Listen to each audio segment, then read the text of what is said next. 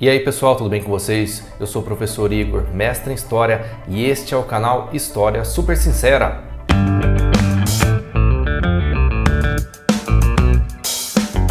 No vídeo de hoje, nós vamos fazer um resumão sobre quem foram os bandeirantes, o que foi o bandeirismo, os ciclos do bandeirismo aí na história do Brasil. Aproveite aí para se inscrever em nosso canal e ative o sininho das notificações para que você não perca nenhum dos nossos vídeos. O que eram as bandeiras aí no século XVII no Brasil? As bandeiras eram expedições de caráter particular, estruturadas militarmente, que tiveram como um núcleo irradiador, ou seja, de onde elas partiam nessas expedições, era da capitania de São Vicente, mais especificamente da cidade de São Paulo. Nós destacamos essa ideia de serem expedições de caráter particular, porque existiam aquelas expedições que eram oficiais, que eram estatais, que eram organizadas pelo governo, que eram as entradas. Nós costumamos separar as bandeiras e os bandeirantes de acordo com o objetivo, local e época principal de atuação dessas expedições. Então vamos fazer a separação em três tipos de bandeiras: as bandeiras de caça ao índio, as bandeiras do sertanismo de contrato e as bandeiras mineradoras, aquelas que estavam em busca de ouro e outras pedras preciosas. As bandeiras de caça ao índio, como o próprio nome já fala, tinham como objetivo o apresamento de indígenas. O foco principal das expedições bandeirantes neste momento era exatamente as missões jesuítas, onde você já tinha um índio pacificado, um índio de certa forma europeizado e mais fácil de transformá-lo em um escravo. E elas aconteceram principalmente na região sul, que era onde se concentrava a maior parte das missões jesuítas. Nós temos relatos de vários conflitos entre jesuítas e bandeirantes por conta dessa caça ao índio para ser transformado em escravo. Em épocas em que por alguma razão estivesse faltando africanos para serem escravizados, ou que o preço estivesse em alta, se utilizava da escravidão de índios. A escravidão de índios na história do Brasil ela é cheia de altos e baixos, houve momentos em que era permitido, momentos em que era proibido, enfim. Mas o fato é que existiram essas bandeiras aí ao longo do século XVII com este objetivo de encontrar, capturar índios vendáveis, índios para serem escravizados.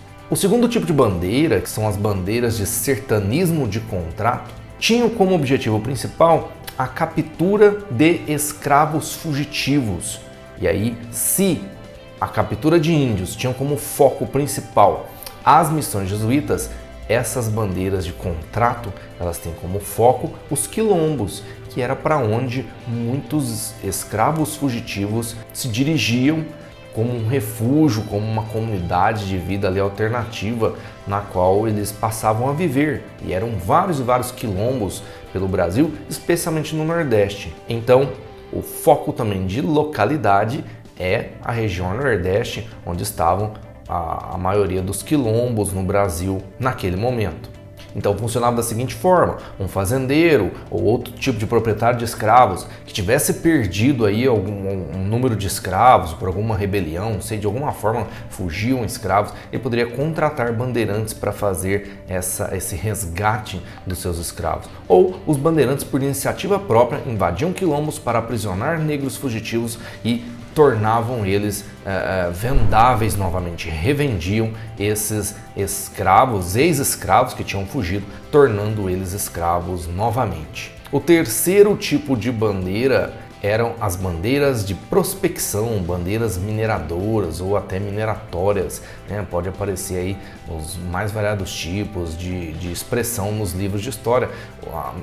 Até pouco tempo atrás se via muita expressão ciclo do ouro e diamantes, que era um dos objetivos aí da busca dessas expedições. Partiram para o interior para encontrar ouro, diamante, qualquer tipo de pedra preciosa. Você vê que já vão aí para quase 200 anos do descobrimento, quase 200 anos desde a chegada dos portugueses aqui, e eles ainda não tinham encontrado ouro no Brasil. E aí esse encontro vai acontecer pela ação dos bandeirantes paulistas. O foco da ação dessas viagens estava ali onde hoje é Mato Grosso, onde hoje é Goiás, Minas Gerais, logicamente, que é onde finalmente se encontrará grande quantidade de ouro aqui no Brasil. E por que não citar também o encontro, as viagens até em direção ao sul da Bahia. Essas expedições em busca de ouro e prata elas já são mais para o final do século XVII e inícios do século XVIII, enquanto as outras expedições elas vão se alongar aí em algumas décadas anteriores no século XVII também. De forma geral, quando nós olhamos para os ciclos de bandeiras, para os bandeirantes, nós podemos delimitar algumas consequências desse conjunto de viagens, né? desses vários tipos de bandeiras que existiram aí nesse período da história colonial brasileira.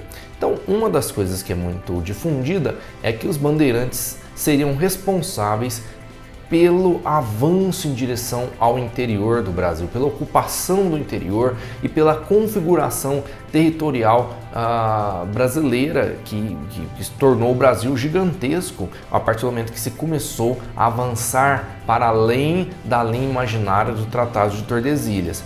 É correto? Em partes. É correto dizer isso? Em partes é correto, mas nós não podemos esquecer que há outros fatores para a configuração territorial brasileira, não é apenas a ação dos bandeirantes que faz a ocupação do interior do Brasil. Nós temos vários outros fatores, como, por exemplo, outros tipos de expedições, como as entradas, como as monções, você tem ali o avanço da pecuária e as próprias missões jesuítas que também colaboraram para esse avanço em direção ao interior. Então não é somente a ação dos bandeirantes que faz isso. E aí surge até a questão polêmica também, né? Os bandeirantes, afinal, eles foram heróis ou vilões? E aí depende, né? Depende de onde que você olha para fazer essa análise. Claro, se você olha do ponto de vista do índio, se você olha do ponto de vista dos quilombolas, logicamente que eles são vilões. Se você olhar do ponto de vista dos jesuítas que entraram em confronto com os bandeirantes para tentar defender os índios, então eles são vilões. Se você olha do ponto de vista de um ponto de vista mais imparcial, olhando de fora e observando o contexto da época, tudo bem, eles podem ser considerados heróis no sentido da descoberta do ouro, do desbravamento corajoso em direção ao interior, na constituição territorial do Brasil, na configuração territorial do Brasil, mas sempre fica aí essa situação de polêmica, vilões para uns, heróis para outros, pontos de vista diferentes, pontos de vista variados. Talvez seja assunto até para um futuro pitaco histórico aí sobre esse papel do bandeirismo na história brasileira, se é um papel de heroísmo ou um papel de vilania, tá? Que muitas vezes é questão de opinião mesmo. Espero que tenha sido útil este vídeo para aí os seus estudos de história, você que vai prestar vestibular, Enem, você que quer ter conhecimentos a respeito da história colonial brasileira, né, e os bandeirantes.